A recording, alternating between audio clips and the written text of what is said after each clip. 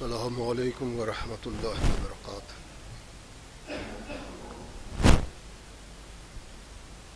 الحمد للہ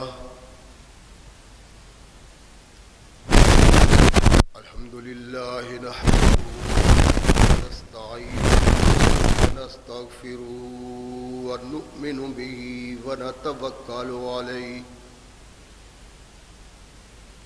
ونعوذ باللہ من شرور انفسنا ومن سیئات اعمالنا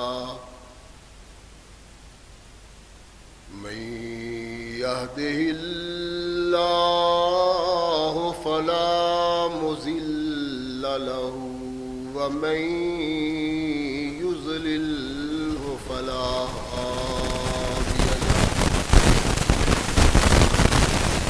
ونشهد أن لا إله إلا الله وحده لا شريك له ونشهد أن محمدا عبده ورسوله أما بعد فأحسن الحديث كتاب الله وخير الهدي هدي محمد صلى الله عليه وسلم وشر الأمور محدثاتها وكل محدثة بدعة وكل بدعة ضلالة وكل ضلالة في النار أما بعد فأعوذ بالله السميع العليم من الشيطان الرجيم من همزه ونفخه ونفثه بسم الله الرحمن الرحيم والذين تبوأوا الدار والإيمان من قبلهم يحبون من هاجر إليهم ولا يجدون في صدورهم حاجة مما أوتوا ويؤثرون على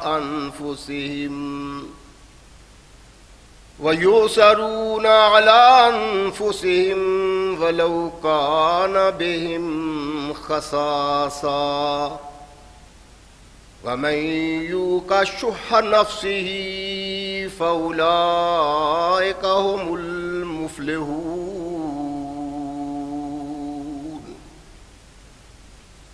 صدق اللہ مولانا العظیم وصدق رسولہ النبی الکریم۔ ہر قسم کی حمد و ثنا، تعریفات و توصیفات اس خالق و مالک کے لیے ہیں جس نے اس ساری کائنات کو تخلیق دیا اور اس کی حسن و آبادی کے لیے حضرت انسان کو تخلیق فرمایا۔ کروڑوں درود و سلام اس ہستی اقدس و مقدس پہ کہ جس کا نام نامی اسم گرامی ہے محمد۔ لاکھوں رحمتیں ان نفوس قدسیہ پہ کہ جنہوں نے سرور کائنات علیہ الصلاۃ والسلام سے اس ضابطۂ حیات کو وصول کیا اور اس کو ہم تک پہنچانے کے لیے اپنا تن من دھن قربان کر دیا۔ اللہ کی یہ بہت بڑی کرم نوازی ہے کہ اس نے اس ضابطۂ حیات کو ہم تک پہنچانے کے لیے ایسے مضبوط ذرائع اور اسباب استعمال فرمائے کہ ان کی موجودگی میں ہم ببانگِ دہل کہہ سکتے ہیں کہ یہ ضابطۂ حیات جو آج قرآن کی صورت میں ہمارے ہاتھوں میں موجود ہے، یہ وہی ضابطۂ حیات ہے جو آج سے کم و بیش 1450 سال پہلے نبی کائنات رسول ثقلین حضرت محمد رسول اللہ صلی اللہ علیہ وآلہ وسلم پہ انسانوں کی رشد و ہدایت کے لیے نازل ہوا۔ اللہ کی اس کرم نوازی پہ ہم جس قدر بھی اس کا شکریہ ادا کریں، کما حق کا ہوں اس کا شکریہ ادا نہیں ہوتا، اس لیے کہ یہ ضابطۂ حیات وہ دستور المتقی ہے کہ اگر انسان اس سے تعلق پیدا کر لے تو یہ قرآن اس کی دنیاوی زندگی میں ایک عظیم انقلاب پیدا کر دیتا ہے، اور اگر اس کو اپنی جسم و روح پہ جاری و طاری کر لیا جائے تو یہی وہ ضابطۂ حیات ہے جو دنیا کے ساتھ ساتھ عقبہ کی کامیابی کی ضمانت بھی دیتا ہے۔ مگر صدحیف ایسے ضابطۂ حیات کی موجودگی کے باوجود آج ہم تختۂ ارض پہ اتنی بد نصیبی کی زندگی بسر کر رہے ہیں کہ شاید کوئی قوم اتنی بد نصیب نہ ہو۔ یہ قوم وہ ہے جس نے انسان کو انسانیت سے آگاہ کیا، زمین کی نکبتوں میں گرے ہوئے انسان کو آسمان کی رفتوں تک پہنچایا۔ یہ قوم جو دوسرے انسانوں کی رہنمائی کی بنیاد بنی، آج خود بد نصیبی کا شکار ہے۔ یہ اس مقام و مرتبہ پہ کیوں کر پہنچی کہ یہ انسانوں کو بتلائے کہ تمہاری شخصیت کیا ہے۔ انسان کی شخصیت سے آگاہ کرنے والی قوم اس سبب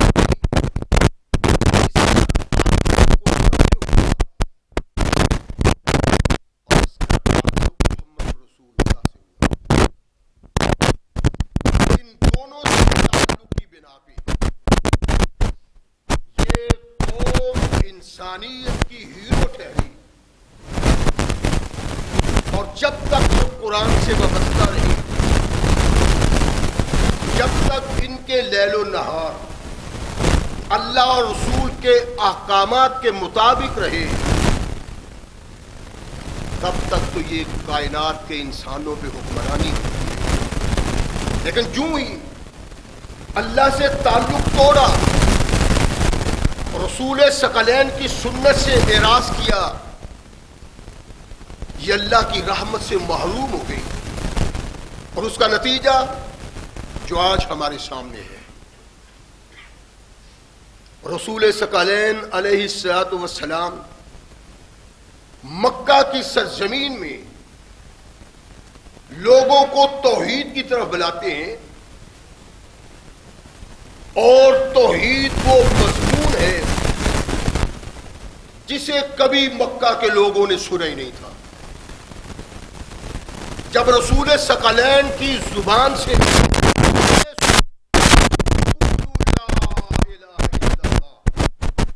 طوفان آ گیا، کوہرام بپا ہوا، عجیب شخص ہے، تمام معبودوں کے ایک ہی معبود بنا دیے، رحمت محمد رسول اللہ صلی اللہ علیہ وسلم کی مخالفت میں طوفان اٹھے۔ اللہ کے نبی کو توحید کا دست دینے کی وہاں اجازت نہ تھی۔ جو لوگ توحید سے وابستہ ہوئے وہ ظلم و جبر کی چکی میں پس رہے، اتنے سنگ دل تھے وہ لوگ جو ان پہ ظلم و ستم کرتے کرتے تھے، ان کی سنگدلی کو دیکھ کے رحمت کائنات محمد رسول اللہ صلی اللہ علیہ وسلم نے اپنے صحابہ، اپنے ساتھیوں کو کہا کہ مکہ کی سرزمین توحید سے ناآشنا ہے اور یہ توحید کرنے کے لیے تم اس کو چھوڑو، یثرب کی وادی میں چلے جاؤ، اس لیے کہ کچھ یثربیوں نے رحمت کونین محمد رسول اللہ صلی اللہ علیہ وسلم سے درخواست کی تھی کہ اپنا خاص آدمی، خاص مبلغ، جس کو تبلیغ کا وہ فکر ہو اور انداز ہو اس کی تبلیغ کا، جو اس کی بات سے لوگ اس طرف متوجہ ہو اور وہ سنے کہ یہ کہنے والا کیا کہہ رہا ہے۔ کونین کے آقا محمد صلی اللہ علیہ وسلم نے مصعب بن عمیر کو حکم دیا کہ جاؤ، تم یثرب کے لوگ چاہتے ہیں کہ وہاں کوئی مبلغ ہو، اللہ کے رسول کا مرسل، تم جا کے لوگوں کو توحید کی دعوت۔ چنانچہ اللہ کے نبی کا یہ محبوب ساتھی مکہ سے روانہ ہو کے یثرب، اور یثرب کی وادی میں اسلام کا ڈنکا بجنا شروع ہوتا ہے، لوگ اس طرف مائل ہو رہے ہیں، لوگ مان رہے ہیں، ان کی سمجھ میں بات آ رہی ہے، آہستہ آہستہ لوگ اس سے وابستہ ہوتے ہیں۔ بنو نجار کا قبیلہ رحمت کائنات محمد رسول اللہ کے فرمان کے مطابق مدینہ کے تمام قبائل میں افضل و اعلیٰ ہے۔ اس کا ایک سردار اتنی عیاشی کی زندگی بسر کرتا ہے، اتنی بری زندگی بسر کرتا ہے کہ دن رات اس کے دسترخوان میں شراب اور کباب چلتا ہے، ہر وقت شراب سے مخمور رہتا ہے۔ اس کو علم ہی نہیں کہ یثرب کی وادی میں کوئی پیغام دینے والا پیغام دے رہا ہے، اس کو سننا چاہیے۔ اس کو تو شراب سے ہی فرصت نہیں ملتی، بدماشیوں سے ہی فرصت نہیں ملتی، اس کے کانوں تک یہ آواز نہیں پہنچتی۔ بنو نجار کی ایک عورت ام سلیم رضی اللہ تعالیٰ بیوہ ہو جاتی ہے۔ ہوا کیا کہ ان کا خاوند مالک ان سے ناراض ہو کے چلا گیا کہ تم نے محمد کا کلمہ پڑھ لیا ہے صلی اللہ علیہ وسلم، معبودوں سے رشتہ توڑ کے ایک الہ سے رشتہ جوڑ لیا اور پھر میرے بیٹے کو بھی خراب کرتی ہو۔ ناراض ہو کے شام چلا گیا، وہاں مر گیا۔ یثرب میں اس بات کا چرچا ہوا تو یہ شراب سے مخمور رہنے والا آدمی ام سلیم کو پیغام بھیجتا ہے کہ میں تیرے ساتھ نکاح کرنا چاہتا ہوں۔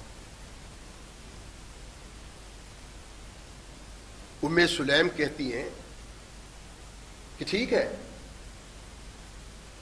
مجھے تم پسند ہو، لیکن بات یہ ہے کہ تم 20 معبودوں کو، الہوں کو، مشکل کشاؤں اور حاجت رواؤں کو سجدہ ریزی کرنے والا ہے، میں ایک اللہ کی پرستگار ہوں، تیرا میرا ساتھ نہیں بن سکتا، تو مشرک ہے، میں توحید کی داعی ہوں، تو ایک آزادانہ زندگی بسر کر رہا ہے، میں اللہ اور رسول کی غلامی کی زندگی بسر کر رہا ہوں، میرا ساتھ ام سلیم ایک خوبصورت عورت تھی، بڑے اعلیٰ و بالا کردار کی مالک.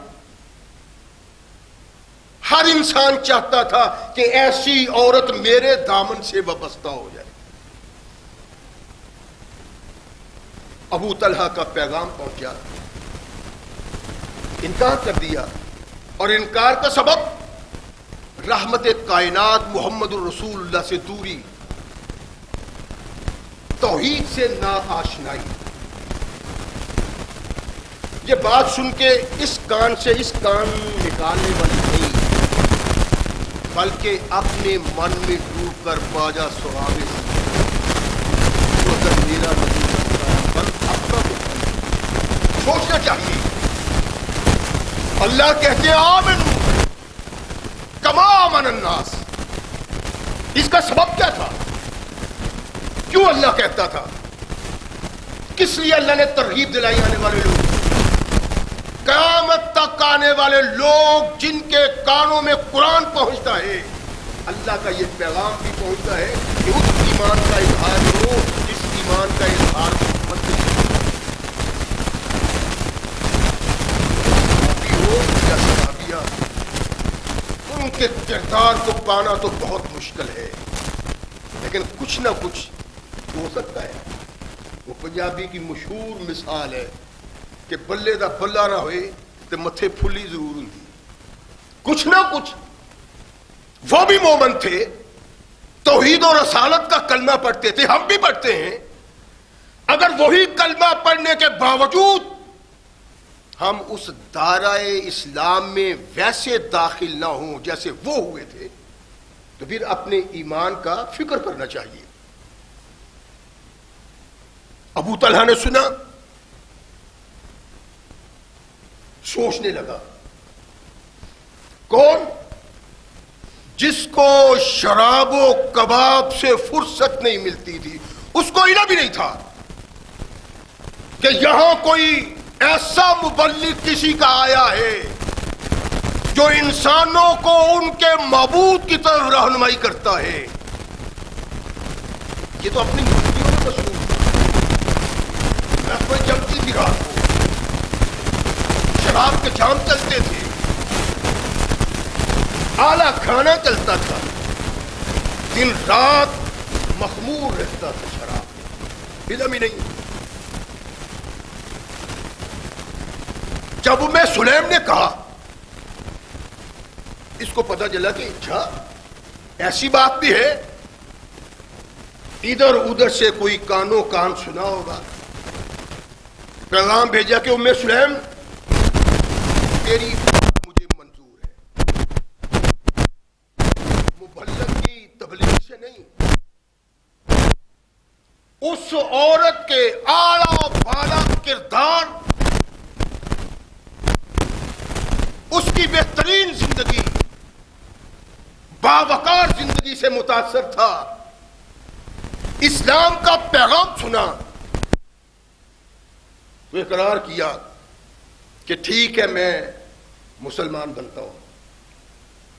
کیسے بنوں؟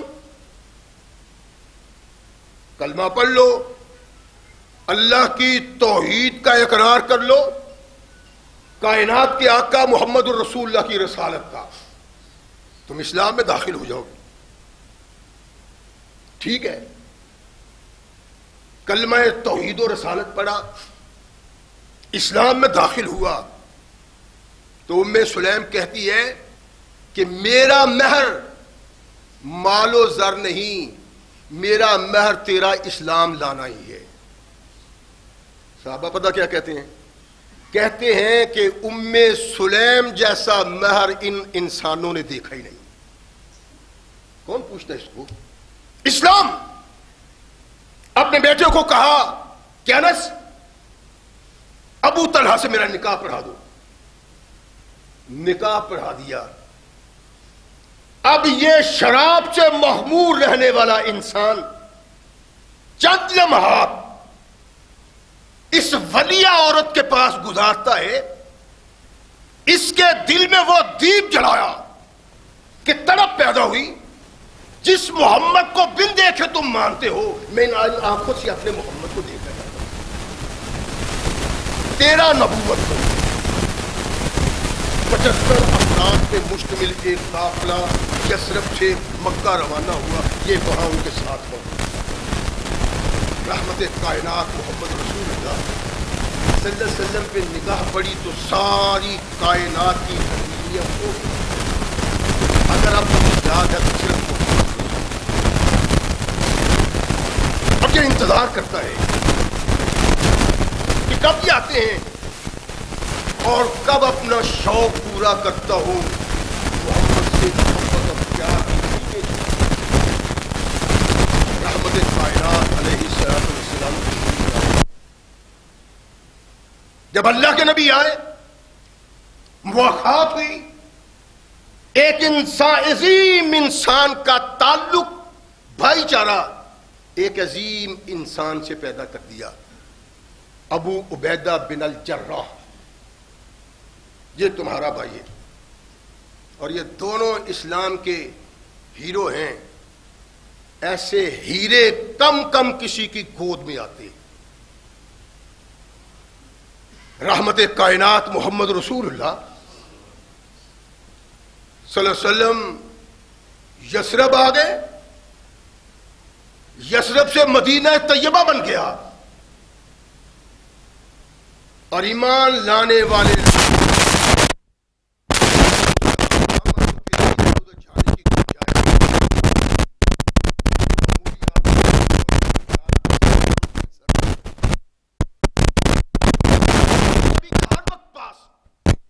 مال ہے، دولت ہے، زر ہے، زمین ہے، کیا پرواہ ہے.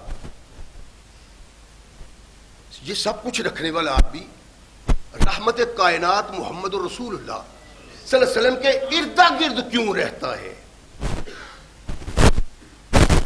دولت تیرے پاس، مال و زر تیرے پاس، بہترین زندگی، آخر کیوں؟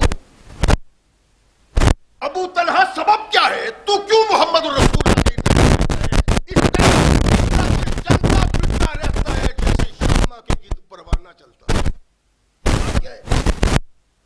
جگہ سے بات ہے کہ میں چاہتا ہوں کہ میں اپنی جان کو محمد کے لیے قربان کروں. جب کبھی وقت آئے تو میری جان محمد رسول اللہ پہ قربان ہو جائے.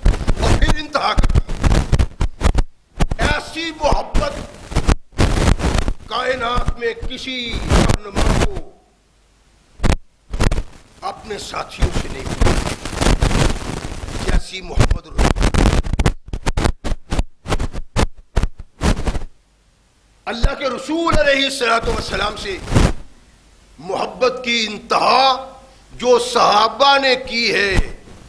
اغیار، دشمن، اسلام کے خلاف قتال کرنے والے جب ان صحابہ کی وفا کو دیکھتے ہیں تو کہتے ہیں کائنات میں کسی قائد کو ایسے ساتھی نہیں ملے جیسے محمد.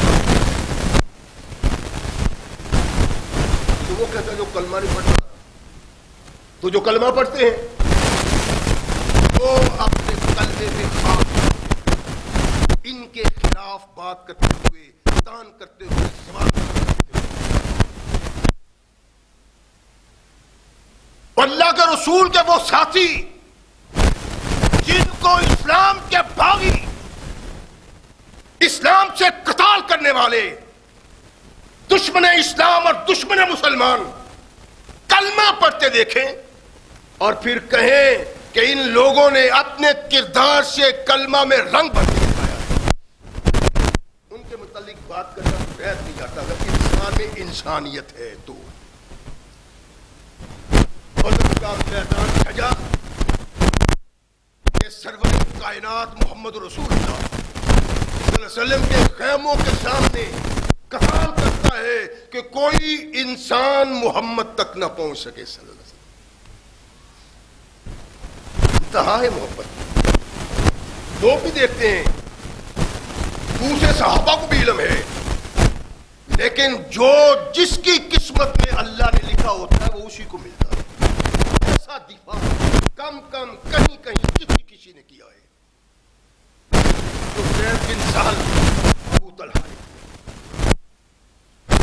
احد کا میدان ہے, منافقوں نے منافقت کی, میدان کے قریب پہنچ کے نبی رحمت محمد رسول اللہ کا ساتھ چھوڑ دیا. اللہ نے صحابہ کے دل میں وہ ایمان پیدا کیا ہوا تھا کہ کبھی ان کے قدموں میں ڈگمگاہٹ آتی نہیں تھی. کیا ہے, بڑی تیاری کر کے مکہ والے آئے ہیں بدر کا انتقام لینے کے لیے, عرب کی قوت کو اکٹھا کر کے. دل میں منافق نے اپنا کارڈ دکھایا, مومن اپنا دکھا رہے ہیں.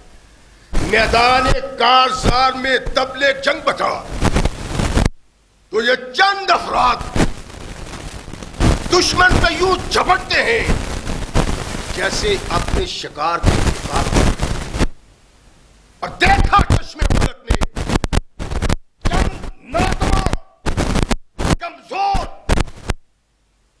اسلحہ نہ رکھنے والے اپنے رب ایمان کی بدولت اسلحہ سے لیس لوگوں پہ جھپٹتے ہیں.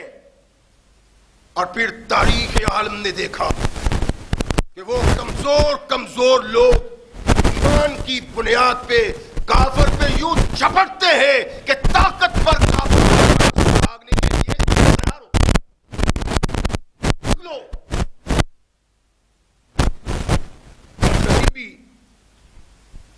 چند صحابہ سے رحمت کائنات محمد رسول اللہ صلی اللہ علیہ وسلم کے فرمان سے کمی ہو گئی, اطاعت میں, حکم کی قبولیت میں. اللہ کے نبی نے جہاں کھڑے کیے تھے اس جگہ کو چھوڑ دیا. جب انہوں نے جگہ چھوڑی, خالد بن ولید جو بھی کافر ہیں, بہت بڑے جہاں دیدہ جرنیل ہیں, جب تک زمانہ کفر میں تھے کافروں میں کوئی ایسا جرنیل نہیں تھا, اور جب یہ اسلام کے دامن میں آئے پھر قیامت تک کے لیے ایسے جرنیل بنے کہ لوگ کہتے ہیں جس میدان میں خالد ہو شکست ہو ہی نہیں سکتی. جرنیل ہے. ابھی سفیان کو روکا, وہ بھی ابھی کافر ہیں. کہنے لگا انتقام لیا جا سکتا ہے, کیوں کر, کہنے لگا وہ پہاڑ کے دھرے پہ جو مسلمان تھے نا فوجی کھڑے, اب وہ نہیں ہیں, چند افراد ہیں, میں پیچھے سے چلتا ہوں تم آگے سے آؤ. چکی کے 2 پارٹوں میں مسلمانوں کو پیس دیتے. وائے حالات بدل گئے, وقت بدل گیا, مسلمان کی تلوار مسلمان پہ چل رہی ہے, پتہ ہی نہیں چل رہا. اس افراتفری کے عالم میں ایک طرف سے آواز یہ قد قتلت محمد صلی اللہ علیہ وسلم, میں نے محمد کو قتل کر دیا ہے.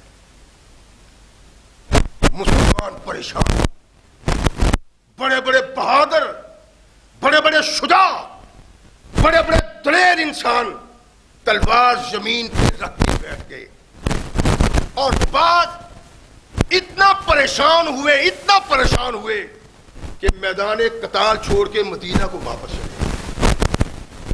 ایک طرف سے آواز آتی ہے کہ نہیں, آقا کائنات زندہ ہے. جب یہ آواز آئی تو کافر بھی دباؤ ڈالتا ہے محمد الرسول اللہ تک پہنچنے کے لیے, اس شمع کو بجھانے کے لیے, مومن اس کا دفاع کرنے کے لیے آگے بڑھتے ہیں. ہر طرف سے تلوار چلتی ہے, تیر آ رہے ہیں. رحمت کائنات محمد رسول اللہ کھڑے ہیں, یہ ابو طلحہ آگے بڑھتے ہیں. اللہ کے نبی آپ نیچے ہو جائیں, میں آپ کے سامنے کھڑا ہوتا ہوں. کیوں؟ اس لیے کہ وہ آنے والا تیر جو آپ کی طرف آتا ہے میں چاہتا ہوں آپ کے سینے میں نہیں, ابو طلحہ کے سینے میں لگے. کھڑا ہوتا ہے, بڑا زبردست قدر انداز ہے, تیر چڑھاتا ہے. اتنی تیر اندازی کی کہ 3 کمانے چلا کے تیر توڑ دیے.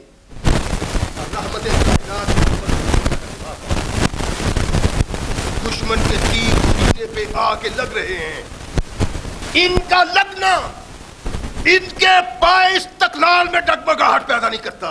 کبھی کونین کے آقا محمد رسول اللہ جنگ کا نقشہ دیکھنے کے لیے سر اٹھاتے ہیں، بس کہتا ہے فدا کا بھی و امی، اللہ کے نبی میرے ماں باپ قربان، آپ سر نہ اٹھائیں، خدا نہ کرے کوئی تیر میرے سینے میں لگنے کی بجائے آپ۔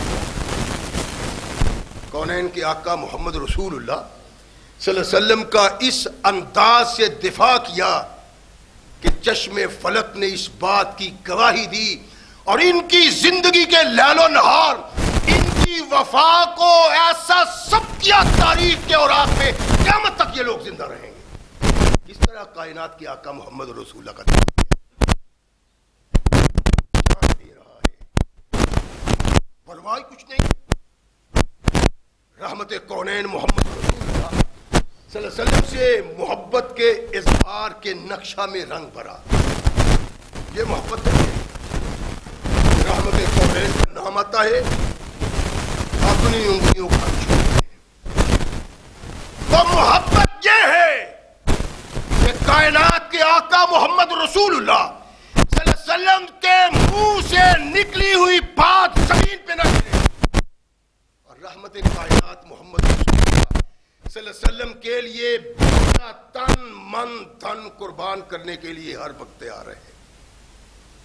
ہم تو نہیں ہے نا، یار دوست خالہ پھوپھی نانی دادی سب تو یہ ہے۔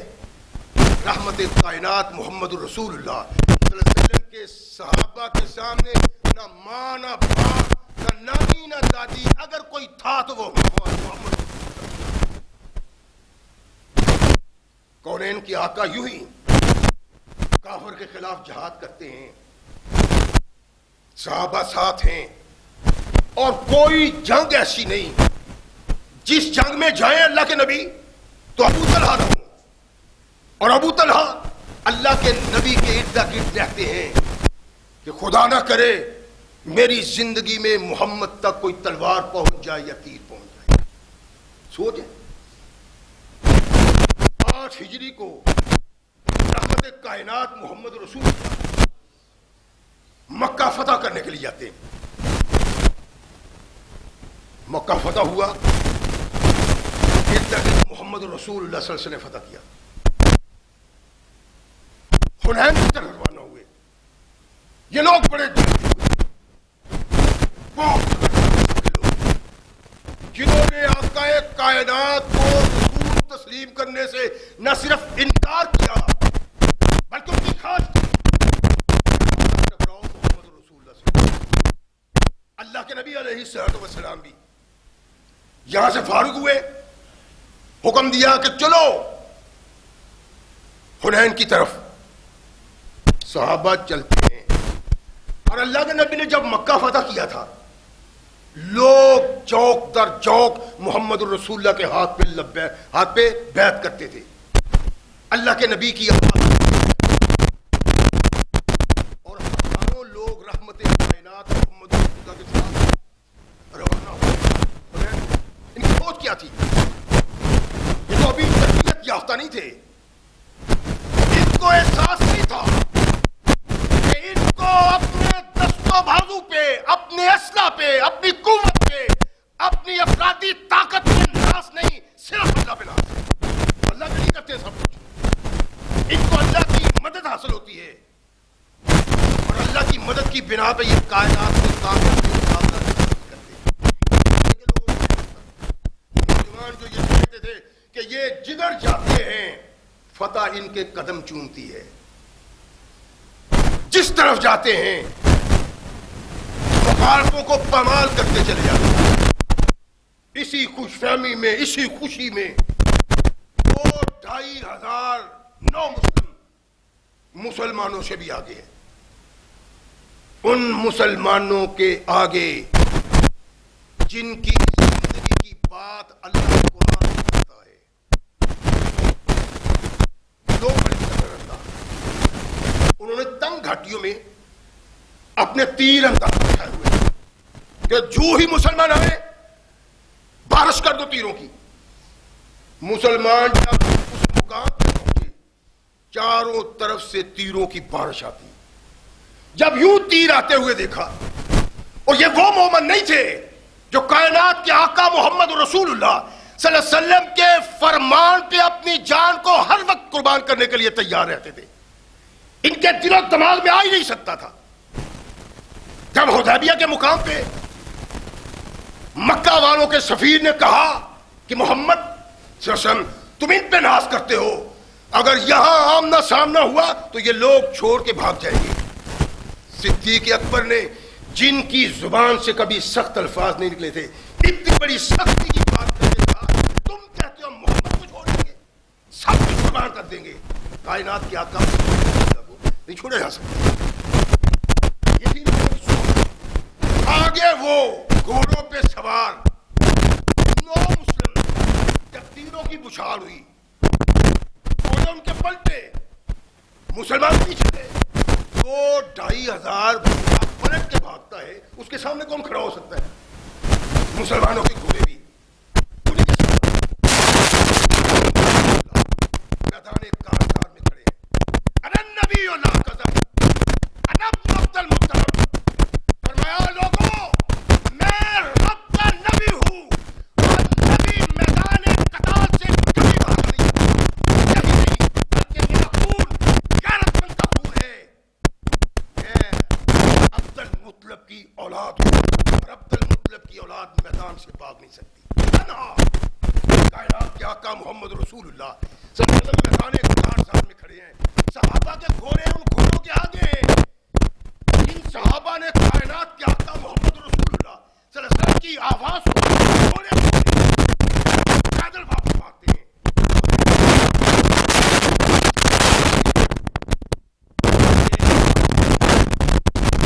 نبی کا دفاع چل سکتا ہے، کچھ نہیں، تلوار چل رہی ہے ہر طرف، کبھی دائیں کبھی بائیں، جس طرف کفر کا دباؤ دیکھتا ہے اٹھتے ہوئے شاہین کی مانند چھپٹتا ہے۔ اور مورخ لکھتا ہے اس ایک آدمی نے محمد الرسول اللہ کی طرف آنے والے دشمنوں کے 21 جوانوں کو قتل کیا ہے۔ جو جھپٹتا ان پہ، رحمت کونین محمد رسول اللہ صلی اللہ علیہ وسلم نے دیکھا کہ یہ میرا شاہین کفر کے لشکر کو روکتا ہے، ان کے قدموں کو روکا، اس کی طرف کافر بڑھ نہیں رہے تو مسکرائے۔ اللہ کے نبی علیہ الصلوۃ والسلام کی مسکراہٹ کو دیکھ کے ابو طلحہ بھی دیکھتے ہیں، پیچھے نبی کائنات کو دیکھا کہ اپنی بیوی بھی ساتھ ہے، ابو سلیم، اللہ کے نبی ابو سلیم، رحمت کائنات محمد رسول اللہ صلی اللہ علیہ وسلم نے پلٹ کے دیکھا، ام سلیم اس کے ہاتھ میں خنجر ہے، فرمایا ام سلیم یہ خنجر؟ کہا اللہ کے نبی آپ کے پاس اس لیے کھڑی ہوں اگر کوئی دشمن آیا تو اس خنجر سے اس کا پیٹ چاک کر دوں گی۔ رحمت کونین محمد رسول اللہ صلی اللہ علیہ وسلم کی محبت میں، اللہ کے نبی کے دفاع میں، اللہ کے نبی کی حفاظت میں طلحہ نے اپنی جان پیش نہیں کی، اپنی بیوی کو بھی ساتھ لایا۔ جنگ ختم ہوئی، ثقلین کے تاجدار محمد رسول اللہ صلی اللہ علیہ وسلم نے ارشاد فرمایا جس آدمی نے جس کافر کو، جس دشمن کو قتل کیا ہے اس کا سارا سامان اس کو دے دو۔ یہ ایک واحد انسان تھا جس کو 21 دشمنوں کا سامان محمد الرسول اللہ نے دیا۔ کیا تھا یہ؟ اللہ کے نبی کا دفاع، اور وہ جان سے اللہ کے نبی کا دفاع کرتے ہیں، ہم ایمان سے نہیں کرنے کو تیار۔ کیا ہمارا ایمان وہ ہے؟ دن رات ہماری زندگیوں میں بغاوت ہے محمد رسول اللہ کی، بغاوت ہے قرآن کی۔ نہ میری خوشی محمد الرسول اللہ جیسی، نہ میرا غم محمد الرسول اللہ جیسا۔ میں اپنے ایمان کی بنا پہ اس فکر پہ قائم نہیں ہوں جو فکر محمد الرسول اللہ نے پیدا کیا، کہ محمد الرسول اللہ صلی اللہ علیہ وسلم کے فکر کو آگے بڑھانے کے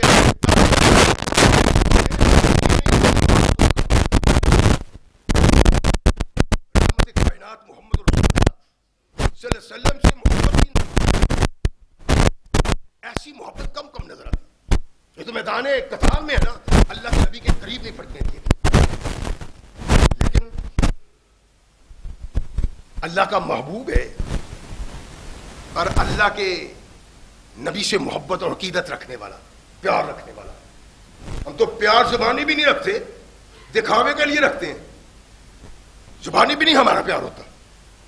مجلس بیٹھی ہوئی ہے, ثقلین کے تاجدار محمد رسول اللہ صلی اللہ علیہ وسلم تشریف فرما ہے. ایک شخص آتا ہے, وہ مدینے کا بھاسی نہیں ہے. اللہ کے نبی, میرا تو یہاں کوئی جاننے والا بھی نہیں, رات چھا رہی ہے, میرے پاس کھانے کے لیے بھی کچھ نہیں, بھوکا ہوں, میری طرف نظر کرم ڈالیے. ثقلین کے تاجدار محمد رسول اللہ صلی اللہ علیہ وسلم نے گھر پیغام بھیجا کہ کچھ ہے, ایک مہمان آ گیا ہے آقا سارے گھر والے فاقہ سے ہیں. او کونین کا آقا, اسلامی سلطنت کا سرتاج, جس کے لیے صحابہ جیتے ہیں, جس کے لیے مرتے ہیں, اس کے رات میں کھانے کے لیے کچھ بھی نہیں ہے. کونین کے آقا محمد رسول اللہ پریشان ہوئے. ارشاد فرمایا, ساتھیوں, کوئی ایسا ہے جو محمد کے مہمان کو اپنا مہمان بنا لے؟ جو اس کو مہمان بنائے گا اللہ اس پہ رحم کرے گا. صحابہ کے مجمع میں بھی یہ ہے. ابو طلحہ ابھی کسی نے سانس اونچا نہیں لیا, یہ کھڑا ہو کے کہتا ہے میرے آقا محمد کے مہمان کو میں اپنا مہمان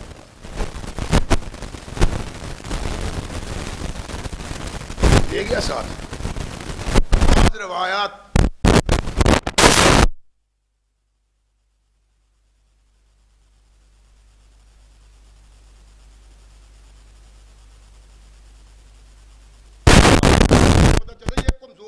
کمزور نہیں, بنو نجار کے سرداروں میں ایک سردار تھا, جلیل تھا, دولت مند. تبھی تو اللہ کے نبی کو کہا, حضور میں حال مہمان آپ کا, لے کوئی اور جائے. تو طلحہ کی تو ابو طلحہ لے کے ساتھ گئے. بیوی کو جا کے کہا کہ کچھ پکایا کہ نہیں, مہمان ہے, اور یہ میرا ہی مہمان نہیں, میرے آقا محمد کا مہمان. پریشان ہوگی ام سلیم, کہنے لگی کچھ بھی نہیں ہے, بس تھوڑا بہت تھا. میں نے کہا چلو بچے کو کھانا کر لیں گے, صبح کھا لیں گے. اپنی فکر نہیں, بچوں کی فکر ہے. کہنے لگا اچھا تجھے بچوں کی فکر ہے, مجھے محمد کے مہمان کی فکر ہے. ایمان ہے, زندگی ایسی ہوتی ہے مومن کی, جو ہم بسر کرتے ہیں یہ زندگی مومنوں والی نہیں. کہا مجھے محمد کے مہمان کی فکر ہے, تو پھر کیا, بچوں کو سلا دو اور وہ کھانا لاؤ. تو بچوں کے لیے ہے, تھوڑا سا. کہا کام چل جائے گا, طریقہ میں تمہیں بتاتا ہوں. لاؤ سارا کھانا. وہاں بھی پردے کے احکامات نہیں آئے ہوئے تھے, اور وہاں کا یہ اصول اور دستور تھا عرب کا کہ وہ جس گھر میں کوئی مہمان جاتا تھا وہاں عورت اور مرد اکٹھے بیٹھ کے کھایا کرتے تھے. ابو طلحہ کہنے لگے کہ یوں کرو, جب ہم کھانا شروع کریں نا تو تم نے کسی بھی بہانے سے دیے کو گل کر دینا ہے. اچھا, تو پھر کہا جب رات تاریک ہے, اندھیرا چھا جائے گا, ہم بس ویسے ہی منہ کے پچاپے ماریں گے. آئے گا مہمان, ہم صرف منہ ہلائیں گے اور اس کھانے سے اس کا پیٹ بھر جائے گا. بجھا دیا, پاس بیٹھے پچاکے مارنے شروع کر دیے. مہمان کھا رہا ہے محمد رسول اللہ. یہ سمجھتا ہے کہ رات کی تاریکی ہے, اندھیرا ہے, مہمان کو پتہ نہیں چل رہا. اس کو علم نہیں تھا. ایک وہ بھی دیکھ رہا ہے جس کو ہر جگہ کا علم ہوتا ہے. صبح ہے, رحمت کونین محمد رسول اللہ صلی اللہ علیہ وسلم نے دیکھا اللہ کے نبی کا چہرہ کھل اٹھا. قربان اللہ کے نبی, اس خوشی کا سبب فرمایا ابو طلحہ محمد سے پوچھتے ہو اور رات کی تاریکی میں تجھ کو عرش پہ دیکھ کے اللہ مسکرا رہا کہ تو نے کام کیا ہے، جس طرح تو نے محمد کے مہمانداری کی ہے، اللہ بھی مسکرا رہا تھا۔ ثقلین کے تاجدار محمد رسول اللہ صلی اللہ علیہ وسلم کے منہ سے یہ بات سنی تو اتنے خوش ہوئے، کہتے ہیں کہ زمین پہ پاؤں نہیں ٹکتے تھے۔ کونین کے آقا محمد رسول اللہ صلی اللہ علیہ وسلم سے محبت کا اظہار کیا، اس محبت کے اظہار کو عرش سے اللہ نے دیکھا، یہ زمین پہ خدمت کر رہا ہے، اللہ عرش پہ مسکرا رہا ہے۔ محمد رسول اللہ کے صحابہ کا ایک کردار ہے، یوں ہی نہیں اللہ نے کہا کہ آمنو کما آمن الناس۔ کونین کے آقا محمد رسول اللہ صلی اللہ علیہ وسلم گھر میں تشریف فرما ہے تو کھانا آ رہا ہے، کہاں سے آئے؟ یہ ابو طلحہ کے گھر سے آئے، اور یہ ابو طلحہ وہ کھانا بھیج رہے ہیں کسی دوست نے ابو طلحہ کو بھیجا تھا، کھا لو۔ کہا نہیں، اس کھانے کی طرف ہاتھ نہیں کرنا جب تک محمد رسول اللہ نہ کھا لے۔ کھانا نبی کائنات محمد رسول اللہ کے گھر جاتا ہے۔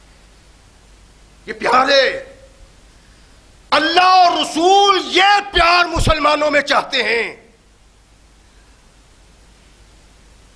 کیا ہمیں اس کی سوچ ہے؟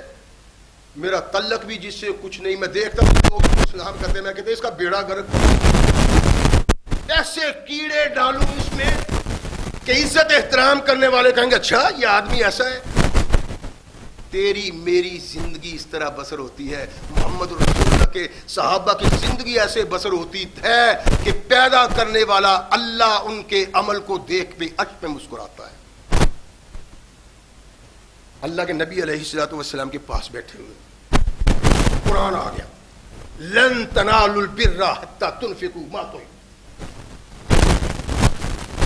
تم نیکی نہیں پا سکتے، بھلائی تک نہیں پا سکتے جب تک وہ خرچ نہ کرو جو تمہیں سب سے زیادہ محبوب ہے۔ بیٹھے ہوئے اللہ کے نبی، یہ بے رہا مجھے ساری جائیداد سے زیادہ محبوب ہے۔ بے رہا ایک کنواں ہے جس کے ساتھ اس کی زمین بھی وابستہ ہے، ظاہر ہے کنویں کے ساتھ زمین بھی ہوتی ہے، سرسبز و شاداب۔ مدینہ میں بڑے بڑے اچھے باغوں میں سے ایک باغ، اللہ کے نبی یہ مجھے بڑا محبوب ہے۔ ایک تو محبوبیت یہ کہ مدینہ میں مسجد نبوی کے پاس، اور دوسرے اس کے محبوب ہونے کا سبب یہ تھا کہ اللہ کے نبی بڑے شوق سے اس کا پانی پیا کرتے تھے، پانی میٹھا اور خوشبودار، بڑا پسند ہے۔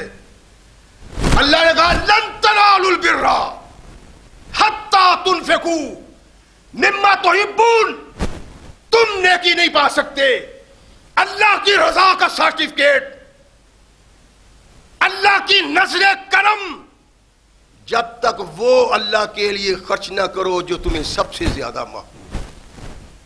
کونین کے آقا صلی اللہ علیہ وسلم تشریف فرما ہے، عرض کرتے ہیں اللہ کے نبی، اللہ نے یہ کہا ہے میں چاہتا ہوں کہ بے رہا میں اللہ کی نظر کر دوں۔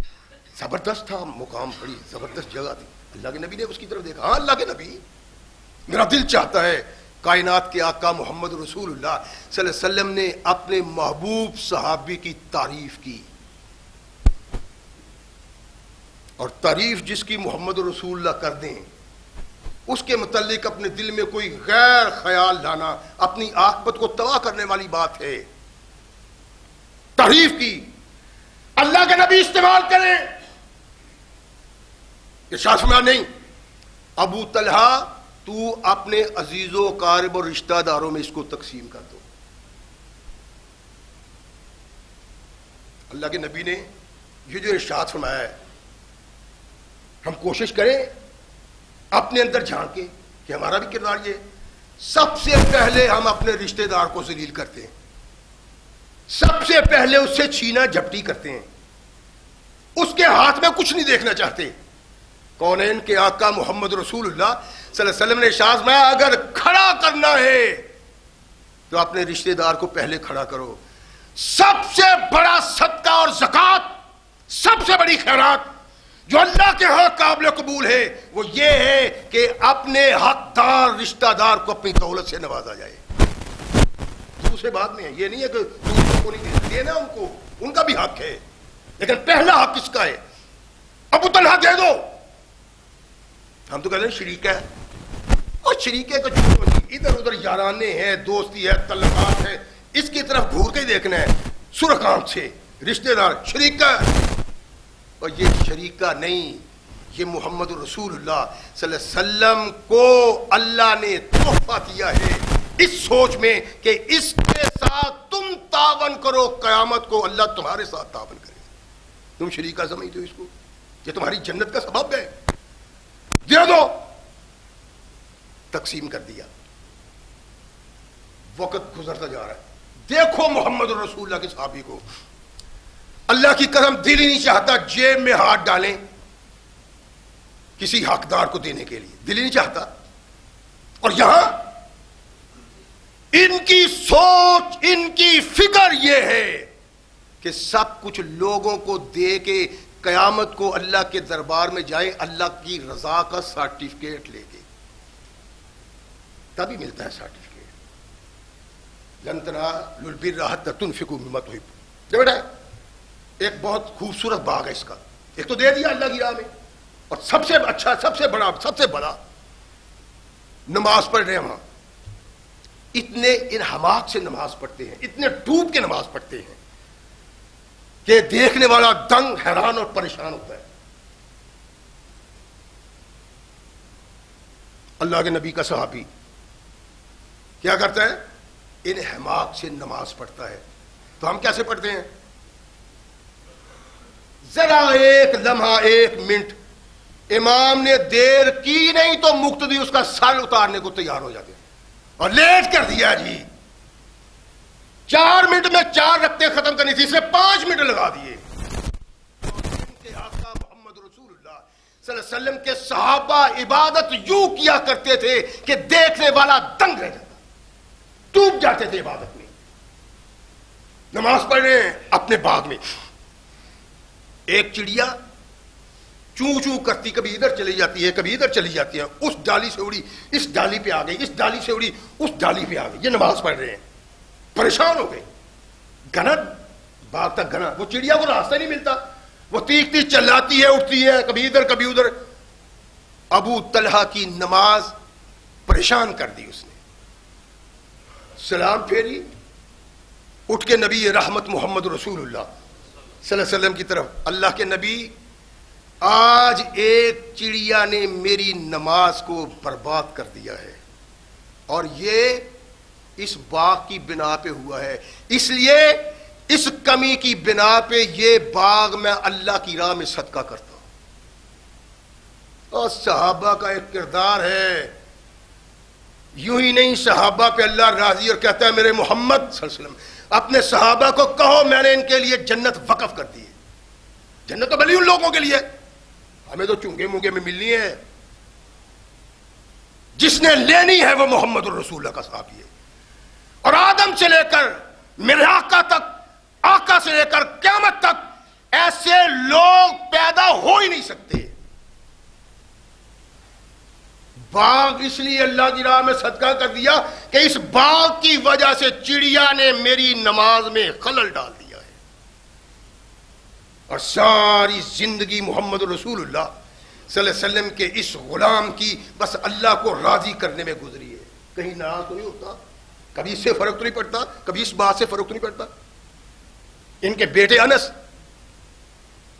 جو ام سلیم کے بیٹے ہیں، انس مالک کے بیٹے ہیں. مالک وہ خاوند ہے جو فوت ہو گیا، اس کے بعد ابو طلحہ نے شادی کی تھی. کہتے ہیں کہ رحمت کائنات محمد رسول اللہ کے بعد 40 سال تک ابو طلحہ نے روزے رکھے.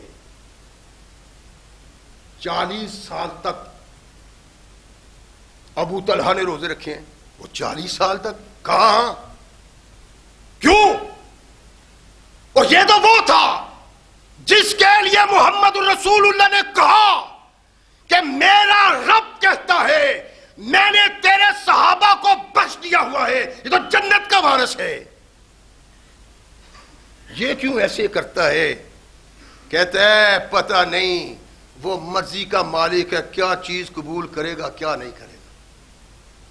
40 سال کہتے ہیں صرف عیدین کے روزے نہیں رکھتے تھے، عیدین کے دنوں میں، یا کبھی بیمار ہیں کوئی پریشانی ہے تو پھر روزہ نہیں رکھتے تھے، وگرنہ روزے ہی رکھتے تھے۔ اور صحابہ کہتے ہیں کہ یہ جب فوت ہوئے ہیں تو ان کی وفات کمزوری کی بنا پہ ہوئی تھی۔ یہ کون ہے؟ جو شراب کے نشے میں مخمور رہا کرتا تھا، جس کے قصبہ میں محمد الرسول اللہ کا پیغام پر قرآن پڑھتا تھا، لوگوں کو سناتا تھا، اس کو ہوش نہیں تھی، اس نے کبھی سنا نہیں تھا۔ جب کانوں میں محمد کا پیغام پہنچا تو پھر انقلاب کیا آیا۔ ایک شخص تھا مدینہ میں، آئے دن محمد رسول اللہ کا دامن پکڑنا، اللہ کے نبی اللہ سے کہیں شراب کو حرام قرار دے دیں، اللہ کے نبی اللہ کو کہیں شراب کو حرام قرار دے دے، اللہ کے نبی آپ لوگوں کو کہیں۔ ارشاد فرمایا عمر جب تک اللہ نہیں کہتا محمد کچھ نہیں کہتا، وما ينطق عن الهوى ان هو الا وحی یوحی، نہیں ہے، کچھ نہیں ہو سکتا۔ ایک شخص تھا جو روز اللہ کے نبی کو کہتا تھا کہ اللہ کے نبی اللہ سے کہیں یہ شراب حرام کر دے، شراب حرام کر دی، قرآن آ گیا، اللہ کے نبی نے اعلان کر دیا۔ ایک شخص اعلان سن کے چلتا جا رہا ہے، اس کے گھر کے قریب سے گزرا، وہی معاملہ تھا، شراب تو حلال تھی، وہ کوئی حرام تھی، جو نہ پیتے، محفل جمی ہوئی، شراب کے جام چل رہے ہیں۔ ایھا الناس، اللہ نے محمد الرسول اللہ کو کہہ دیا شراب حرام ہے، اور محمد الرسول اللہ نے اعلان کر دیا ہے۔ اچھا محمد الرسول اللہ نے اعلان کر دیا ہے، منہ کے قریب جام ہے، زمین پہ گرا دیا۔ سب صحابہ نے چھوڑ دیا، اپنے بیٹے کو کہا بیٹا وہ جو گھڑا ہے نا شراب میں بھرا اس کو توڑ دو۔ اگر کائنات کے آقا نے ارشاد فرمایا ہے تو شراب کی طرف دیکھنا بھی حرام ہے۔ یہ سوچ، یہ فکر ہے، اور اللہ نے اس کو جو مرتبہ اور مقام دیا ہے نا، قیامت تک کسی انسان کو، کسی مسلمان کو نہیں مل سکتا۔ صدیق اکبر، فاروق اعظم، عثمان ذو النورین، علی المرتضیٰ، طلحہ و زبیر، کسی کو نہیں یہ شرف مل سکتا جو اللہ نے شرف اس کو دیا ہے۔ کسی بنا پہ دیتے اللہ ایسے شرف، کیا شرف ہے؟ رحمت کونین محمد رسول اللہ صلی اللہ علیہ وسلم فوت ہو گئے، صحابہ بیٹھے، اللہ کی قبر نکالنے کا وقت آیا، مشورہ ہوا کیا کریں؟ رحمت کائنات محمد رسول اللہ بغلی قبر کو پسند کرتے تھے، وہ جو نیچے سے کھودتے ہیں نا ایک طرف سے، ایک صندوقچی قبر ہے جو درمیان میں ہوتی ہے، یہ قبر ابو عبیدہ بن الجراح بنایا کرتے تھے، وہ ماہر تھے صندوقی قبر کے، تو ابو طلحہ ماہر تھے بغلی قبر کے۔ کونین کے آقا محمد رسول اللہ اس کو پسند کرتے، صحابہ نے پیغام بھیجا دونوں کو کہ دونوں میں سے جو پہلا آ جائے وہ محمد رسول اللہ کی قبر بنائے گا۔ آسمان کے مالک، زمین کے مالک، عرش کے تاجدار کو علم تھا میرا محمد کیا پسند کرتا ہے، تو اللہ نے ابو طلحہ کو حکم دیا کہ فوراً پہنچو۔